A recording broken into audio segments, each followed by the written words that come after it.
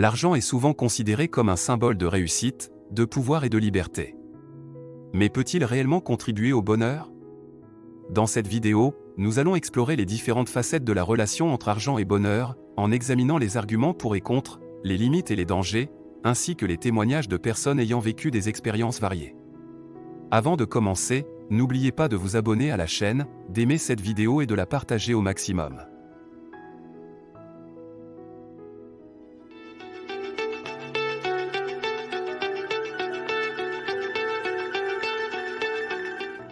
Il est indéniable que l'argent permet de satisfaire les besoins de base, tels que la nourriture, le logement, la santé, l'éducation, etc. Ces besoins sont essentiels pour assurer la survie et le confort physique des individus. Selon la célèbre pyramide de Maslow, ces besoins sont la première étape vers l'accomplissement personnel et le bonheur. À l'inverse, le manque d'argent peut avoir un impact négatif sur le bien-être émotionnel. Plusieurs études ont montré que la pauvreté est associée à des niveaux plus élevés de stress, d'anxiété, de dépression et de suicide. De plus, la pauvreté peut entraîner une exclusion sociale, une discrimination et une perte d'estime de soi.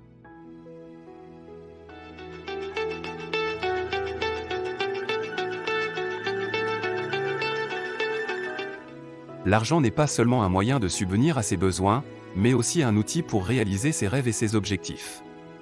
L'argent offre des possibilités d'explorer le monde, d'apprendre de nouvelles choses, de développer ses talents, de soutenir des causes qui nous tiennent à cœur, etc. Ces activités sont source de satisfaction personnelle, de croissance et de sens. Il existe de nombreux exemples concrets de personnes dont le bonheur est lié à la réalisation de leurs rêves grâce à l'argent. Par exemple, Joanne Rowling, l'auteur de la saga Harry Potter, a connu la pauvreté avant de connaître le succès littéraire et financier. Elle a déclaré que l'argent lui a permis de se libérer des soucis matériels et de se consacrer à sa passion pour l'écriture.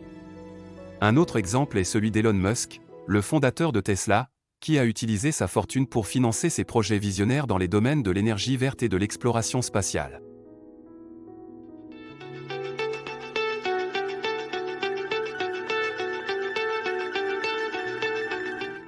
Toutefois, il ne faut pas croire que l'argent fait tout.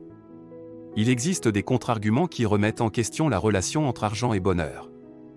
Tout d'abord, il faut distinguer le revenu absolu du revenu relatif. Le revenu absolu correspond au montant d'argent dont on dispose, tandis que le revenu relatif correspond au montant d'argent dont on dispose par rapport aux autres.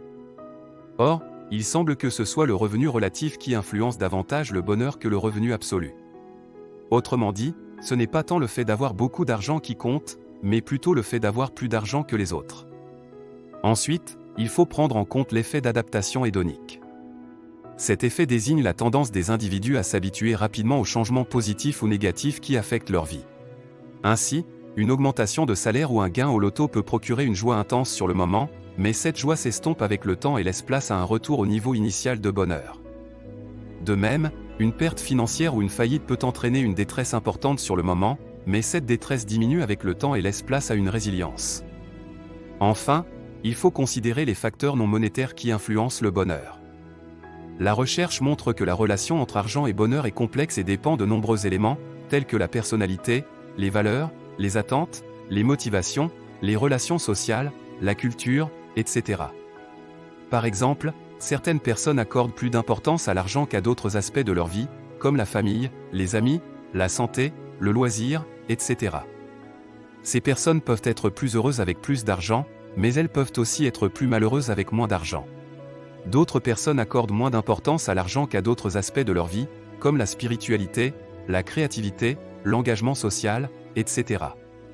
Ces personnes peuvent être moins heureuses avec plus d'argent, mais elles peuvent aussi être plus heureuses avec moins d'argent.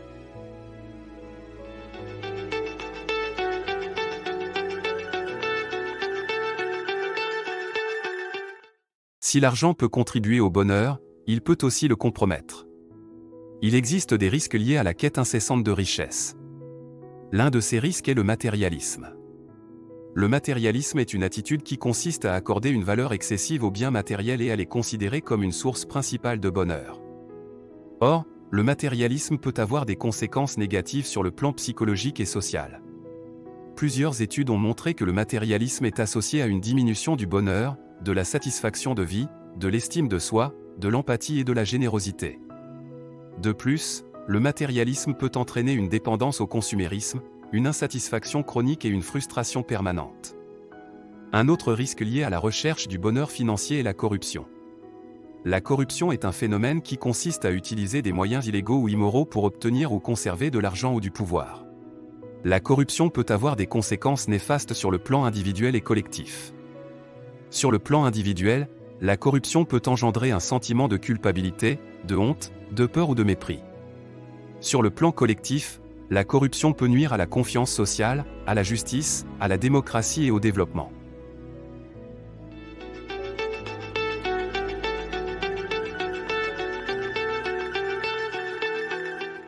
Face à ces risques, il est important de trouver un équilibre entre argent et bonheur. L'argent peut contribuer au bonheur, mais n'est pas la seule source de bonheur. Il faut donc savoir apprécier l'argent sans en faire une obsession, et savoir utiliser l'argent sans en abuser. Voici quelques conseils pour trouver un équilibre sain entre la poursuite de la richesse et la recherche du bonheur. Définir ses priorités et ses valeurs. Il s'agit de se demander ce qui compte vraiment pour soi et ce qui donne du sens à sa vie. Il faut ensuite aligner ses dépenses et ses investissements avec ses priorités et ses valeurs. Se fixer des objectifs réalistes et mesurables. Il s'agit de se donner des défis motivants et atteignables en matière financière. Il faut ensuite suivre ses progrès et célébrer ses réussites. Savoir se contenter. Il s'agit de reconnaître et d'apprécier ce que l'on a déjà, plutôt que de toujours vouloir plus. Il faut ensuite exprimer sa gratitude et partager sa richesse avec les autres. Savoir se faire plaisir. Il s'agit de se récompenser soi-même et ses proches avec des dépenses qui procurent du plaisir et du bien-être. Il faut ensuite profiter pleinement de ces moments sans culpabiliser ni regretter. Savoir se protéger. Il s'agit de se prémunir contre les aléas financiers qui peuvent survenir dans la vie. Il faut ensuite se doter d'une épargne de précaution, d'une assurance et d'un plan financier.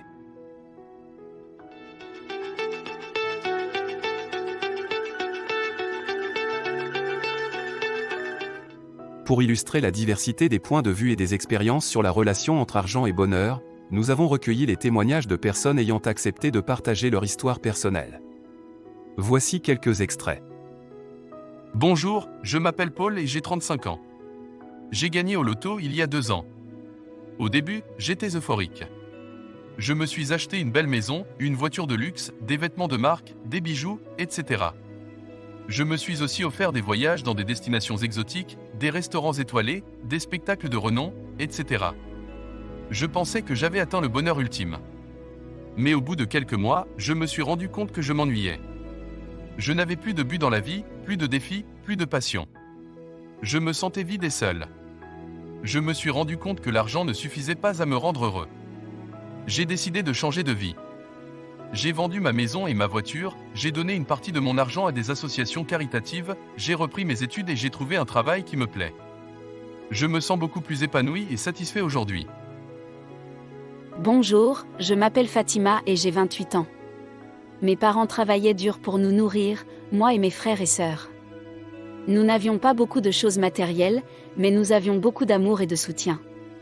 Nous étions heureux malgré les difficultés. Quand j'ai grandi, j'ai décidé de poursuivre mes études et de devenir médecin. J'ai travaillé dur pour réaliser mon rêve. Aujourd'hui, je gagne bien ma vie et je peux aider ma famille et mes patients.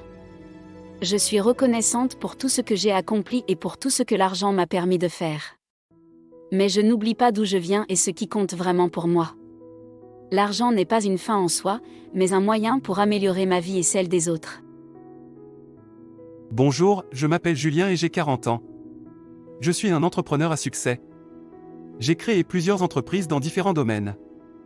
Le numérique, l'énergie, la mode, etc. J'aime innover, créer et développer. L'argent est pour moi un indicateur de ma performance et de ma valeur. Plus j'en gagne, plus je me sens heureux et fier. Je n'ai pas peur de prendre des risques ni de faire des sacrifices pour atteindre mes objectifs. Je vis dans le luxe et je profite de tout ce que l'argent peut m'offrir. Je n'ai pas beaucoup de temps pour ma famille ou mes amis, mais ce n'est pas grave. Je préfère me concentrer sur ma carrière et sur mes projets. L'argent est ma principale source de bonheur.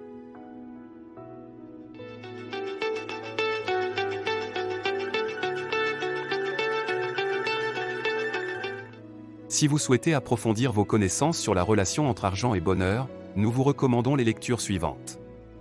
L'argent, mode d'emploi. Un livre qui vous explique comment gérer votre argent au quotidien, comment épargner, comment investir, comment optimiser votre fiscalité et comment préparer votre retraite. Un guide pratique et complet pour prendre en main vos finances personnelles. L'investisseur intelligent.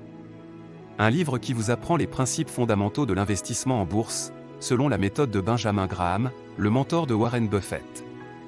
Un ouvrage de référence pour tous ceux qui veulent investir intelligemment et durablement. Père riche, Père pauvre. Un livre qui vous fait découvrir la différence entre l'éducation financière des riches et celle des pauvres, à travers l'histoire de deux pères, l'un riche et l'autre pauvre. Un livre qui vous inspire à changer votre rapport à l'argent et à créer votre propre richesse. L'homme le plus riche de Babylone. Un livre qui vous transmet les secrets ancestraux de la prospérité, à travers des paraboles et des fables inspirées de l'ancienne civilisation babylonienne. Un livre qui vous enseigne les lois universelles de l'argent et du succès. La psychologie de l'argent. Un livre qui vous révèle comment votre attitude influence votre rapport à l'argent, et comment vous pouvez améliorer votre comportement financier. Un livre qui vous aide à comprendre les biais psychologiques qui affectent vos décisions d'argent et à les surmonter. Le bonheur est dans le peu. Un livre qui invite à adopter un mode de vie minimaliste et à se libérer du consumérisme. Vous allez trouver tous les liens vers ces livres dans la description, en dessous de cette vidéo.